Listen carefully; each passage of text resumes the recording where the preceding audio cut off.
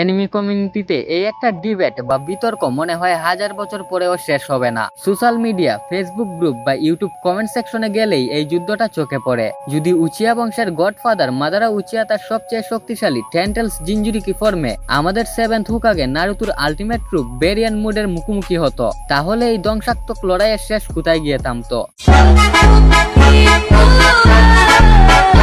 আজ আমরা কোনো হাইপ বা মন গড়া কথা না বলে দুজনের রিয়েল পাওয়ার, স্পিড, ডিফেন্স, যুদ্ধ করার বুদ্ধি আর সবচেয়ে বড় কথা কার কি হ্যাক্স বা স্পেশাল এবিলিটি আছে সেগুলো একদম লজিক্যালি এবং নিখুঁতভাবে তুলনা করে দেখব।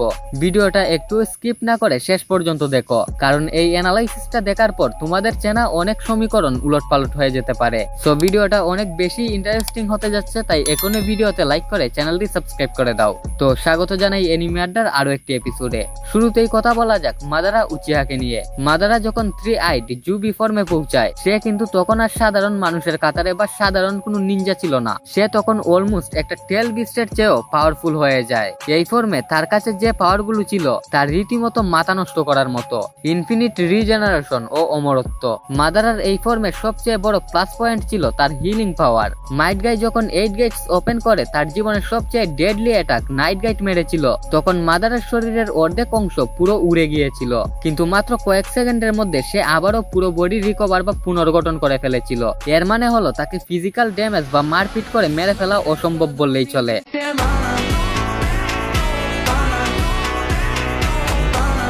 তারপর আসে তার লিম্বু ক্লোন। মাদারার লিম্বু ক্লোন গুলো সম্পূর্ণ অন্য একটা অদৃশ্য ডাইমেনশনে থাকে। সাধারণ চোখ, সাধারণ সেন্স বা কোনো নিনজুৎসু দিয়ে এদের ধরা বা ছোঁয়া যায় না। একমাত্র 6 পাত চাকরা বা রিনেগান ছাড়া এদের দেখাও সম্ভব না, এদের হাত থেকে বাঁচাও সম্ভব না। তারা আসল মাদারার মতোই সমান শক্তিশালী অ্যাটাক করতে পারে। এরপর আসে ট্রুথ সিকার অর্বস অথবা TSO এবং ইনফিনিট সুকুউমি। মাদারার চারপাশে যে কালো রঙের অর্ব গুলো ভাসতো সেগুলো যে কোনো সাধারণ বা শক্তিশালী নিনজুৎসুকে সেকেন্ডে ব্যানিশ বা ক্যান্সেল করে দিতে পারতো।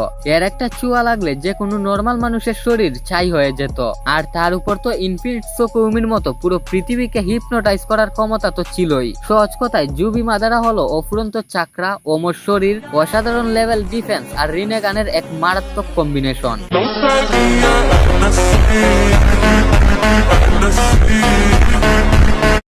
এবার আসা যাক আমাদের মেইন ক্যারেক্টার নারুতোর ভেরিয়ান মুডের দিকে। অনেকেই ভাবো এটা হয়তো সাধারণ কুরামা মুড বা 6 পাত মুডের জাস্ট একটা আপগ্রেড বা নতুন ভার্সন, কিন্তু আসলে তা নয়। এটা সম্পূর্ণ ভিন্ন মেকানিজমে কাজ করে। এটা হলো একটা নিউক্লিয়ার ফিউশনের মতো, যেখানে নারুতো আর কুরামার চাকরা জ্বালানি হিসেবে ব্যবহৃত হয়ে সম্পূর্ণ নতুন এবং ওয়ান টাইম এক বিধ্বংসী এনার্জি তৈরি করে। এর পাওয়ার স্কেলিং একদম আলাদা। ভেরিয়ান মুডে নারুতোর স্পিড কোন লেভেলে চলে যায় তার সবচেয়ে বড় প্রমাণ হলো ওটসুকি ইশিকি। ইশিকি যখন তার স্পেশাল ব্ল্যাক রড গুলো ছুড়ে মারছিল, যা সাসকে তার শারিঙ্গান দিয়েও দেখতে পারছিল না, ভেরিয়ান মুডে থাকা নারুতো সেই রড গুলো বাতাসে থাকা অবস্থাতেই খালি হাত দিয়ে ক্যাচ করে ফেলেছিল। এই স্পিডের সামনে মাদারার রিয়াকশন টাইম থমকে যেতে বাধ্য। তারপর আসে তার লাইফ ড্রেন ইফেক্ট, সবচেয়ে বিপজ্জনক হ্যাক। এটাই এই মুডের আসল এবং সবচেয়ে ডেডলি খেলা। ভেরিয়ান মুডের প্রতিটা কন্টাক্ট বা ফিজিক্যাল টাচ শত্রুর লাইফ স্প্যান বা বেঁচে থাকার আয়ুকে ভেতর থেকে শুষে নেয়। ইশিকির মতো ওটসুসুকিরও কয়েকদিনের আয়ু নারুতো মাত্র কয়েকটা পাঞ্চ আর টাচ দিয়ে কয়েক মিনিটে নামিয়ে এনেছিল। শত্রুর বডি যতই স্ট্রং হোক না কেন, এই মুড তার আয়ু কেড়ে নেবেই।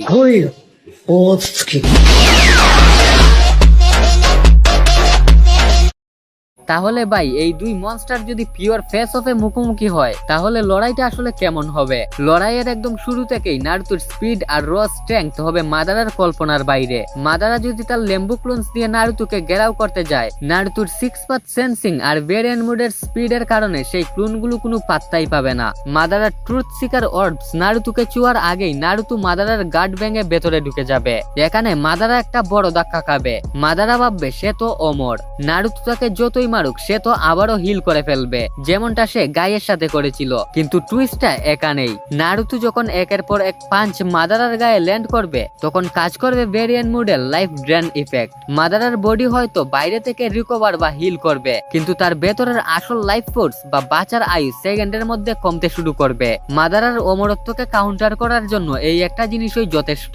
তবে এখানে একটা বিশাল ঝামেলা আছে যা আমাদের মানতেই হবে। ভেরিয়ান মুডের একটা বড় ডাউন সাইড হলো এই মুডটা খুব বেশি সময় স্থায়ী হয় না এবং এর শেষ পরিণতি হলো কুরামার মৃত্যু। অর্থাৎ নারুতোর হাতে সময় থাকবে খুবই সীমিত। মাদারা উচিহা শুধু শক্তিশালী না, সে অত্যন্ত চতুর এবং একজন জিনিয়াস টেকনিশিয়ান। সে যদি লড়াইয়ের প্রথম কয়েক মিনিট নারুতোর এই বিধ্বংসী রূপ দেখে সরাসরি ফাইট না করে শুধু নিজেকে ডিফেন্স করার চেষ্টা করে অথবা সাবস্টিটিউশন বা কোনো ট্রিক কাটিয়ে সময় পার করে দিতে পারে, তাহলে কিন্তু পুরো খেলা ঘুরে যাবে। নারুতোর ভেরিয়েন্ট মুডের টাইম শেষ হওয়া মাত্রই সে একদম ড্রেন আউট হয়ে যাবে আর তখন মাদারা তাকে সহজেই হারিয়ে দেবে। কিন্তু নারুতো কি মাদারাকে সেই সময়টা দেবে?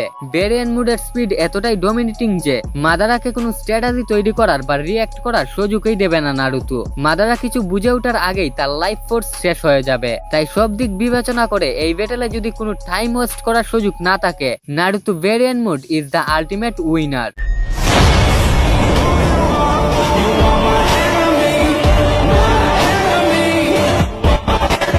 তো এটাই ছিল আজকের ভিডিও। তোমাদের কি মনে হয়, জুবি মাদারা কি পারতো নারুতোর এই অসাধারণ লেভেল স্পিড আর লাইফ ব্রেন ইফেক্টকে সার্ভাইভ করতে, নাকি মাদারার ব্রেন আর ট্যাকটিক্স এর কাছে নারুতো শেষ পর্যন্ত হেরে যেত? তোমাদের মতামত অবশ্যই কমেন্টে জানাও, আমি প্রতিটা কমেন্টই পড়বো। আর ভিডিওটা ভালো লাগলে লাইক দিয়ে চ্যানেলটি সাবস্ক্রাইব করে রেখো। দেখা হবে পরের ভিডিওতে। So guys, catch you in the next video and আল্লাহ হাফেজ।